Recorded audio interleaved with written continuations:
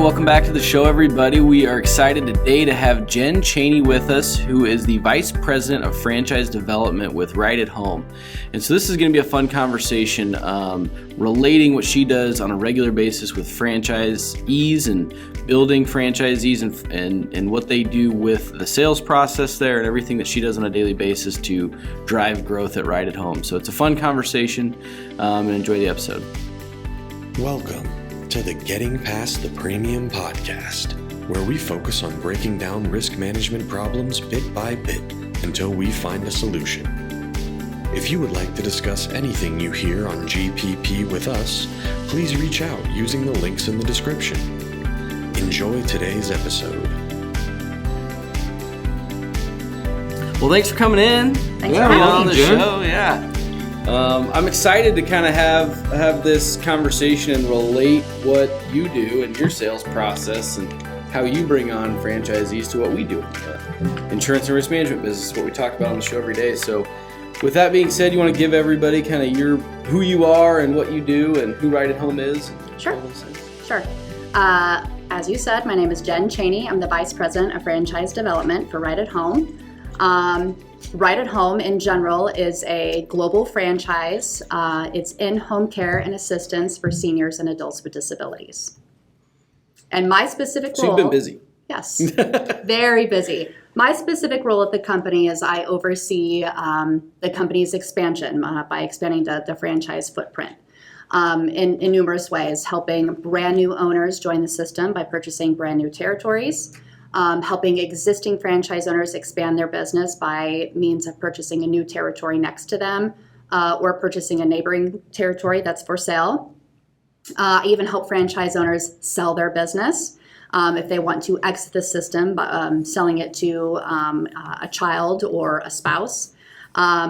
Also, another initiative is helping the corporate-owned footprint expand. So looking to purchase independently owned in-home care and assistance businesses all over the United States and turning them into Right at Home corporate-owned locations. Mm-hmm. Wow. Yeah, I think one of the first things that I was going to pick your brain on there was obviously that involves a lot of whatever term we want to use, prospecting, marketing. How do I get opportunities, right? How do I get people interested in starting a franchise or buying a franchise or an independent, company that we want to purchase or whatever. So maybe talk a little bit about what you found works well in those areas and how you're getting those opportunities. Oh boy. See, I've been in franchise development for a long time, and there's no secret sauce on how to find what is the way to find franchise owners. No silver bullet. Yeah. No, there isn't. We have a dedicated. That's what. That's where we're having your lunch. I guess we're done. It's going to be a short episode today, folks. No. So there's so many ways that you can find franchise owners. We have a dedicated person on our team. He's our marketing manager, and he manages all of the different things that we have out there to get the word out there about Right at Home franchise opportunities. It's social media, it's email. I mean, the list goes on and on and on. So in any way, people can find us online. They can see, just today we got a lead from somebody who saw one of our commercials. So it's multiple ways that people can find us. Franchisee referrals, lots of different campaigns, and we measure those. We keep doing the ones that are successful, and we stop doing the ones that don't work so well. But anyway, that's how people find us. And so every year it's a matter of assessing which ones worked great and which ones didn't, and let's try something new. It constantly changes all the time. Sorry, are you getting a lot of inbound leads typically, or are you kind of going out and developing relationships and kind of more the hunting for those leads? Inbound leads, for sure. We're a brand that's been around for 26 years. We've been franchising for 21 years. Wow. So we're a pretty tenured business. So most of the leads come to us, whether they have a loved one who's receiving care from Right at Home and they realize this is a business. I want to learn more about the business. So most of the leads at this point come to us, but we definitely have initiatives out there. So they hear about us. They see about the franchise opportunity. Yeah, it's strategic. They don't just come to you. It's, there's a reason why, I would imagine. Can you share what's been working on the marketing front? Like couple of your top 2 initiatives and what you guys continue to keep doing and what you scrap? Yep. And actually for us this past year, franchisee referrals have been huge.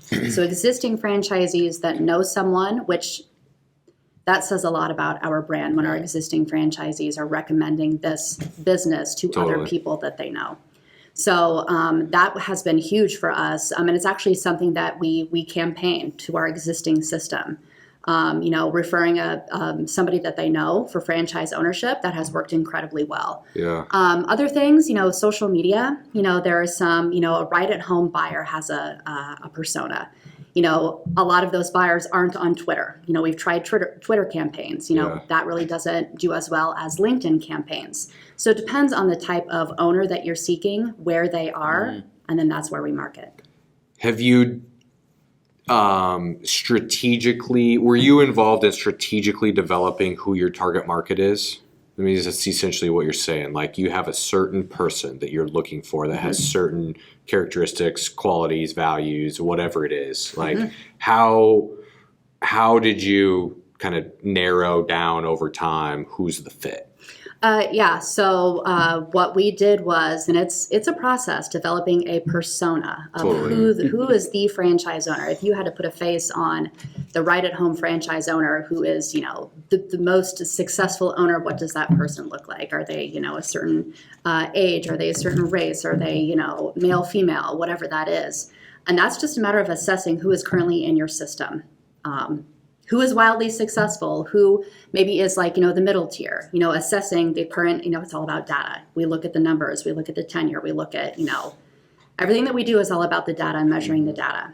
But for that specifically, coming up with a persona of who is our average franchise owner, who is that person, and then it's kind of, molded around that. Yeah. That's interesting. I mean, we talk a ton about this because in the risk management space, like, historically, you take just the general average agency, they're going after everybody. Because everybody has to buy insurance.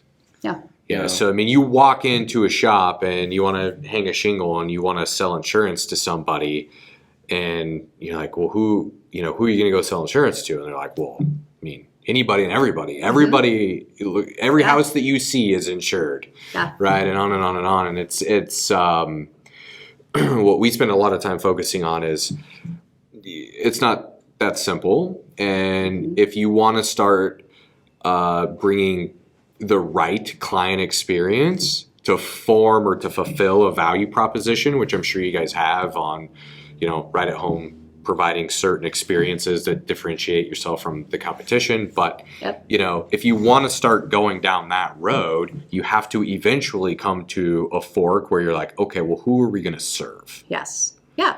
And I can kind of add to that a little bit. It's not so much as just finding the right person. And we can't do a marketing campaign that blankets the United States. Because we're a 26-year-old brand, we can't canvas the entire United States. It doesn't make sense for me to spend marketing dollars in, the Orlando, Florida, where we're completely sold out of territories. So it's a lot of market specific for us. We want to spend our dollars in the areas where if somebody finds us, they're like, okay, I'm going to inquire. Oh, we've got territories available. If we spend marketing dollars anywhere in the United States, we're going to get a lot of leads. We want them to be quality leads. We want them to be leads where we've kind of filtered it down to where if somebody inquires, we're like, yes, we've got territory available. So it is a little bit of both, making sure it's the right person, but making sure it's the right area of the United States as well. That even more so comes into play first, because we can't just blanket the whole United States. Makes geographically. Yeah. Now, what you were saying even before around data, I think is hugely important as well. And I think that term scares people a lot because, like, well, my company can't get the data. We aren't sophisticated enough to whatever. But I think at the end of the day, it's take your top 5 clients and go ask them, or just put their profile up somewhere and then say, how do I replicate these people? How do I go find more people in these geographic areas or this industry or that look like this? And you don't have to have a sophisticated way to break down your book. It probably is what you guys have done.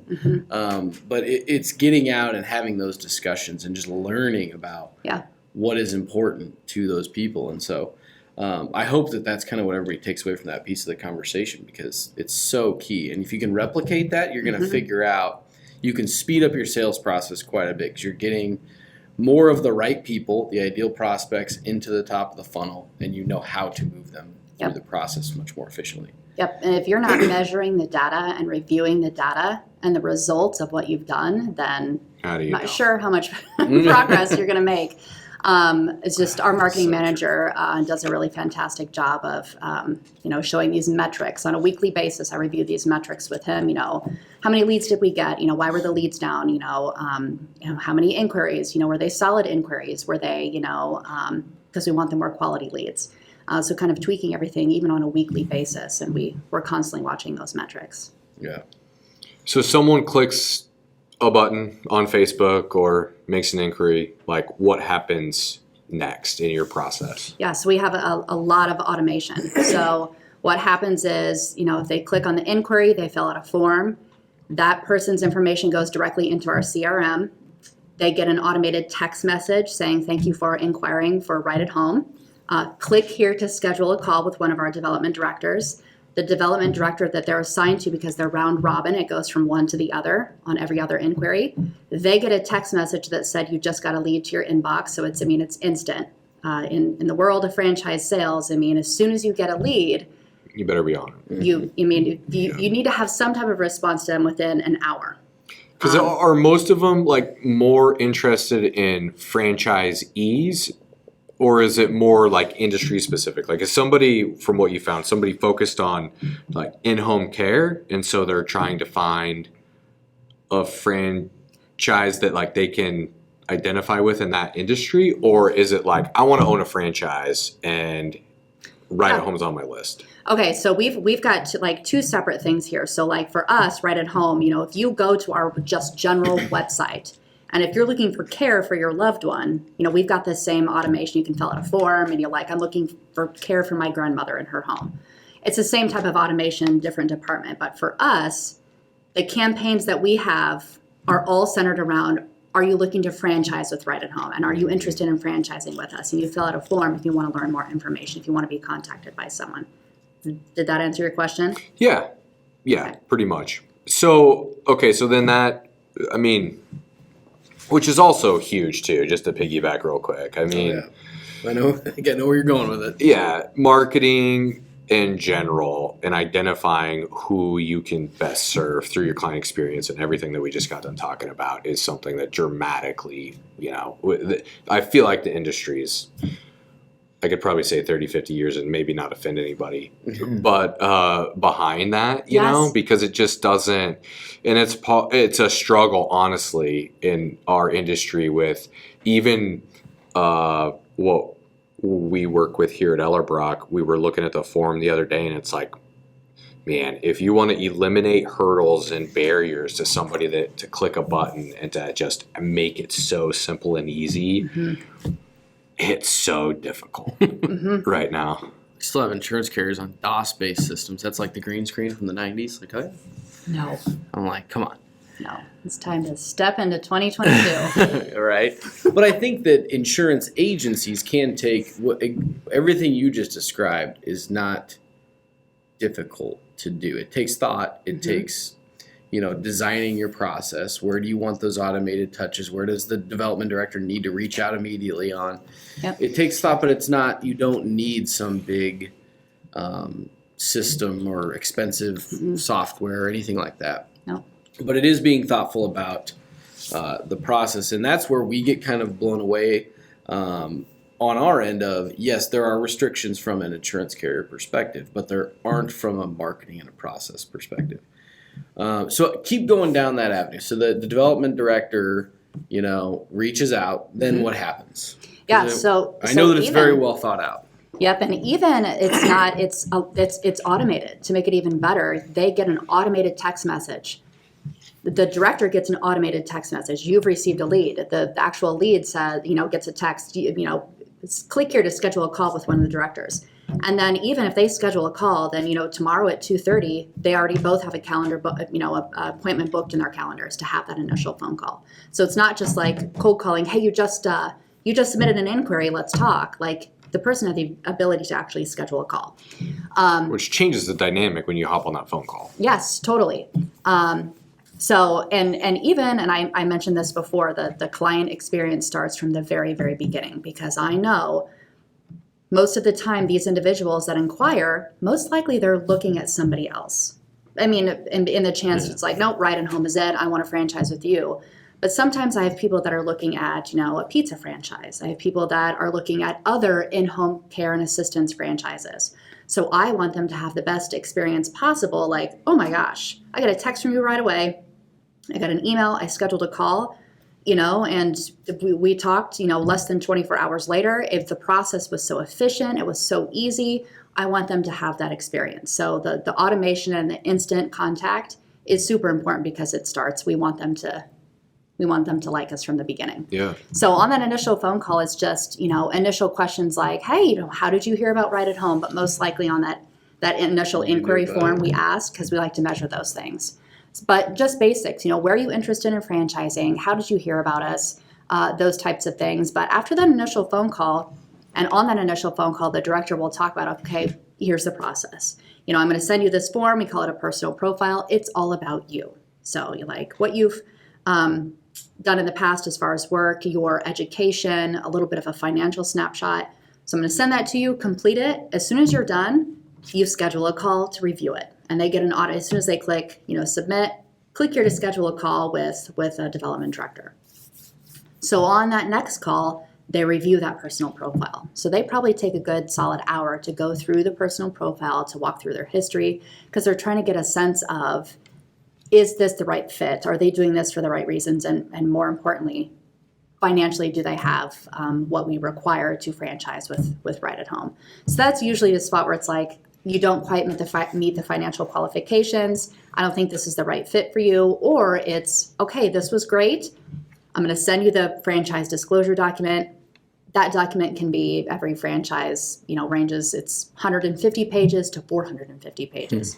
It's a big, thick, brew the coffee and get comfy while you document. I was going to say it. Yes, but we review that later on in the process.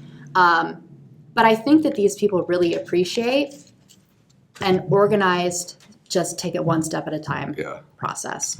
It's all part of your prospect.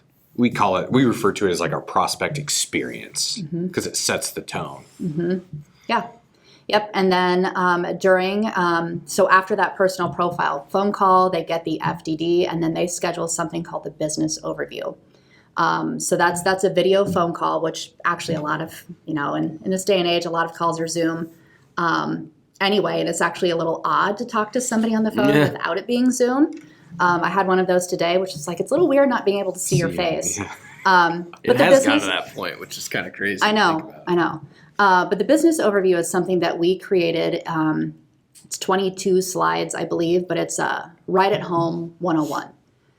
Some of these people don't know really what Ride at Home is. They get the idea of it, of in-home care and assistance, but it's 20 to 25 slides of the history of Ride at Home, a little financial snapshot of where we started and where we are now, the types of services we provide, just the basics about our business. Things that once you become a franchise owner, the different performance groups that you can be part of, the support that you'll receive, really educates the prospect about the franchise opportunity. Really gives them a good idea of what they would be getting themselves into in the event that they decide to move forward. After that, they schedule the FDD review phone call, which not a lot of franchises out there have this, and it's incredibly important to do, to sit down with the prospect and really talk through the FDD, explain each item. I mean, it would get pretty boring if they went into great detail, but there's 23 items. There's a franchise agreement, a blank one at the end. All of the exhibits, anything that they would sign the day that they would sign a franchise agreement, it's all in there. So really taking the time to explain that document, because in the event that you become a franchise owner, this is the document that you abide by. It's everything. Yep, and you sign a receipt page saying that you've received this document, you've gone through this document, and we put that on file. The Federal Trade Commission requires that receipt page has to be on file for 14 days before they sign a franchise agreement. So during the sales process, after that FDD review phone call, we have them sign We put it on file. In the event that they sign a franchise agreement, eventually that is added to their packet of information. So, obviously, great process, well thought out process that for your guys' business, I would assume. I would imagine that there's like secondary and third objectives while you're going through this process. One of those secondary objectives maybe being seeing or like building a relationship with the prospect, right? Because it's like you schedule an hour call to walk through the, financial wherewithal of the prospect, but you're also like trying to build trust and build a relationship and da da da da da. Can you speak to that and like how intentional you guys are with that throughout the process? Oh, for sure. It's really important, especially during their personal profile, when you hear about, where they went to college and, past jobs that they've had. We actually had a prospect that signed a franchise agreement a couple months ago, and she went to the same college as one of the development directors. He's lived all over the United States. But it's just great to relate to them on a personal level. Mm-hmm. People really do buy things from people that they like. Oh, yeah. So it's age-old adage, right? It's really important to build that, and that starts from that initial phone call. But really during that personal profile, which is the second phone call, you learn a lot about that person.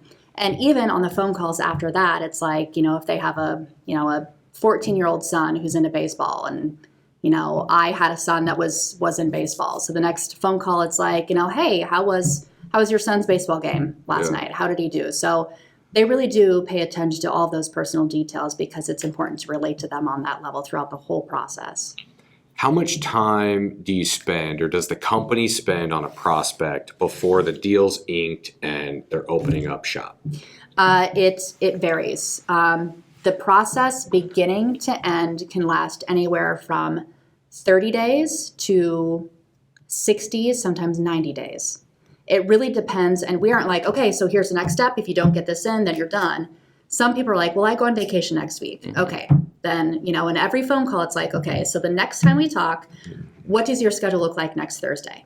Okay, so next Thursday, we're going to review the business overview just to set the expectation. So making sure that you establish those time frames, it's the, standard sales process to make sure that you, get it moving along. But I have seen it. We just had a deal last year that did close in 30 days beginning to end. That's crazy. Yeah. So in that 30 days, like how much time is the company spending with the prospect? Do you think like 10 hours or like how much time would the company have into a prospect to either get to the point of like, yeah, we're moving forward or no, we're out? Oh gosh, as far as measuring it in hours, I don't know that I could answer that question on the deal that lasted 30 days beginning to end. I mean, it was all those phone calls. Each phone call is at least an hour long. Yeah.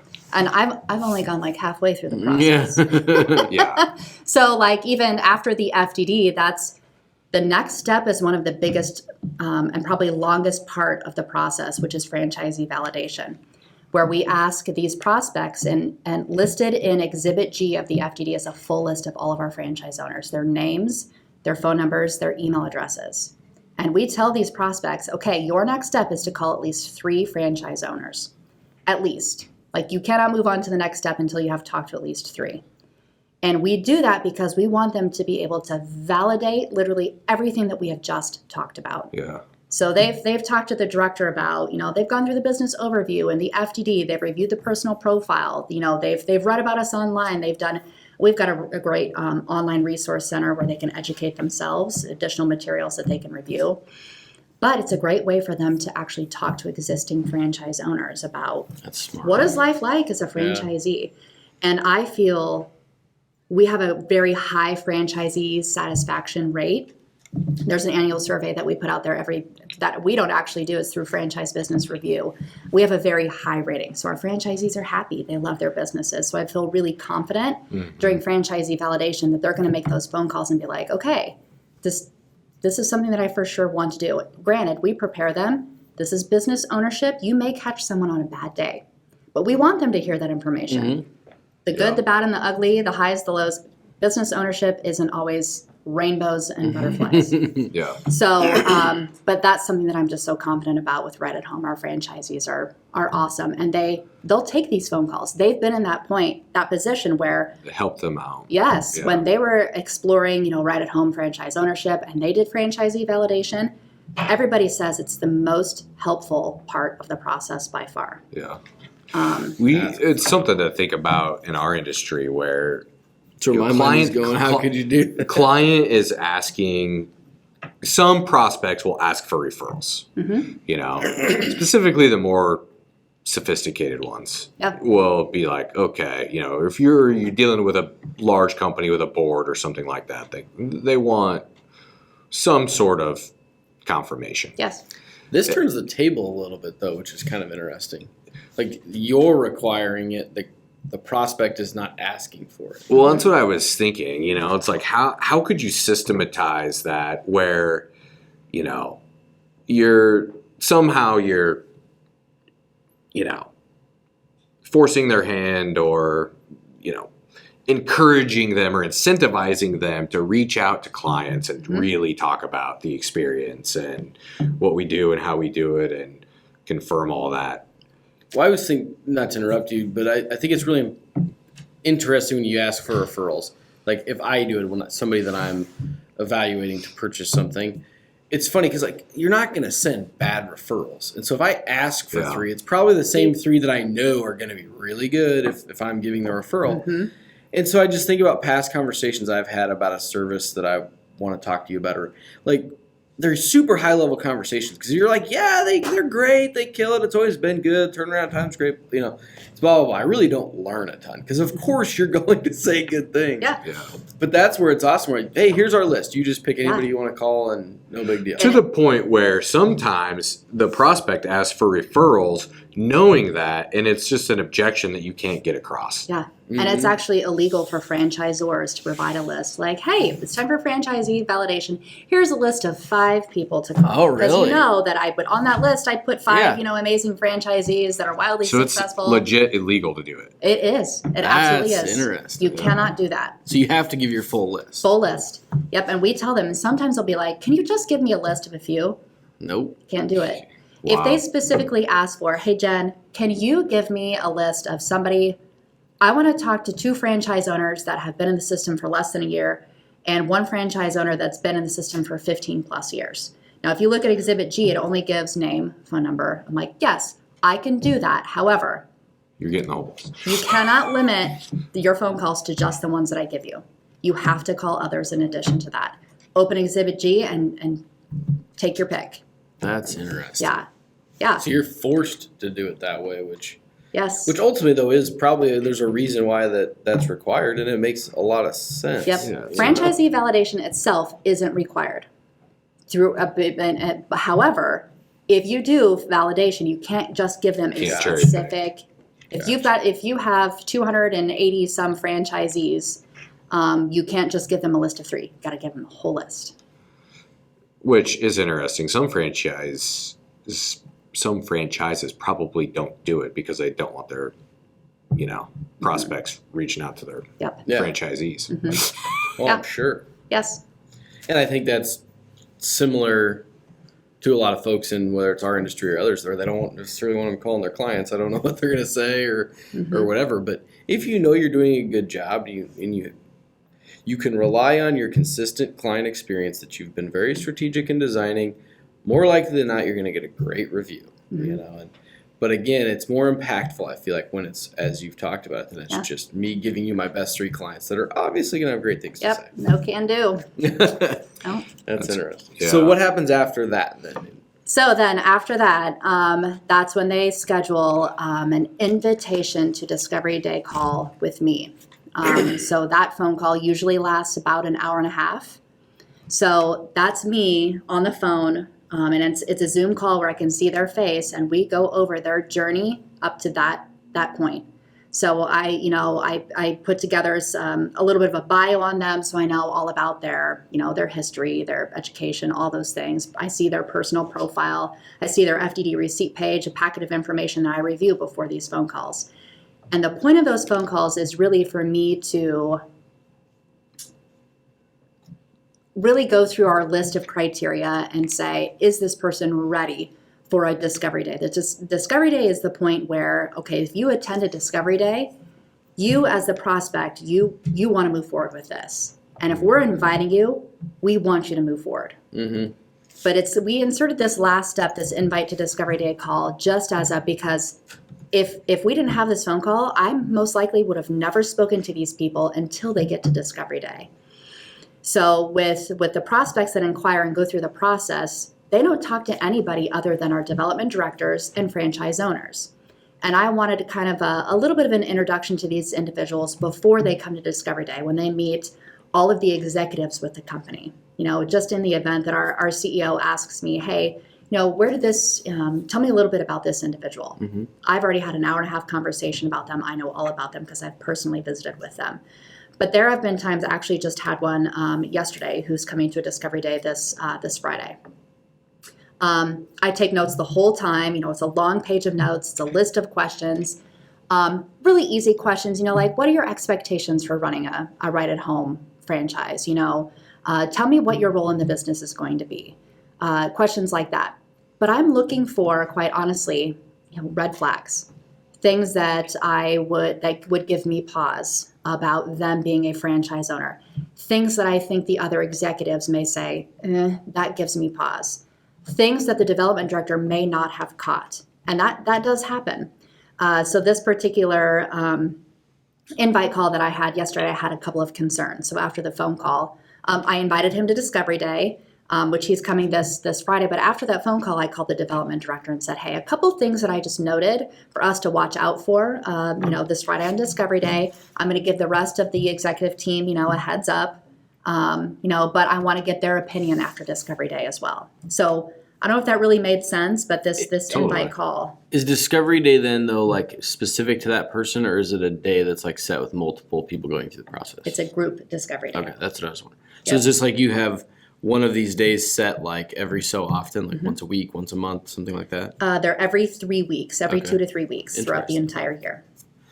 Yeah, that's something I've been, contemplating in our processes, changing the experience that people go through. And if you could have like almost these, workshop type of days where multiple business owners are coming together to, in your case, the discovery day, but, to maybe walk through their risk management program. Mm-hmm. And it's not sales related. It's just a part of, they don't necessarily know it, but it's a part of our sales process that we want to get them in our four walls discussing risk management. Yeah. And they leave with tangible takeaways and things like that. And even to the point that you could charge for those types of workshops. But that's it. I related a little bit to what you were saying, because like those group days that are just set, it's, hey, our next discovery day is coming up here. Mm-hmm. Does that work? All those things. Yes. And it works out great. It's anybody, we've got multiple people at various stages of the process, depending on how they're tracking. We have my team and I have a daily phone call. We have a bigger phone call on Wednesdays for an hour where we go through every single, part of the process. Everybody who's, tracking towards the next discovery day. I have one-on-ones with the development directors where we talk about their specific pipeline. So it's pretty cool how, I'm working with this person and he's tracking for the next discovery day. I'm like, well, can you maybe get him to do his validation over the next couple of days? I could do my invite call the day after that, and we could get him into this next discovery day. And that's actually what happened with this individual where I had the invite call yesterday. He was tracking for the next discovery day, but we got him into this one. And by him getting into this one, that gets him that much closer. Yes, into the system much sooner. That's awesome. Okay, so what after discovery, what else is left? Yeah, so we have finally reached the end of my long process. So discovery day is the final step in the process. It used to be in person where they would fly to Omaha, but here we are, COVID. But even it hits every industry. Even if COVID was no longer, we most likely were going to continue to do these discovery days via virtual discovery days. Yeah. Most of our competitors and other franchisors that aren't even competitors of ours, their discovery days are also virtual. It's easier for the prospects. It's easier, quite frankly, for us. It's more convenient. We get a higher attendance via virtual. But anyway, group discovery days, There are group meetings in the morning, individual one-on-one meetings in the afternoon. Zoom is pretty awesome, where you've got breakout rooms and waiting rooms and group, whatever. So they meet with various people within the company. After Discovery Day is over, then that's when my job really kicks into gear, where I talk to everybody that they talked to that day and get feedback. How was your conversation with this individual? What kind of questions did they ask? Do you have any feedback for me, positive or negative?